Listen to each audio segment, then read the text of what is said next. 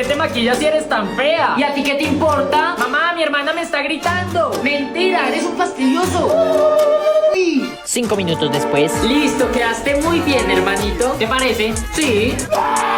Esta es tu tarea, mini Federico. Déjala quieta. Sería una pena que se cayera a la piscina.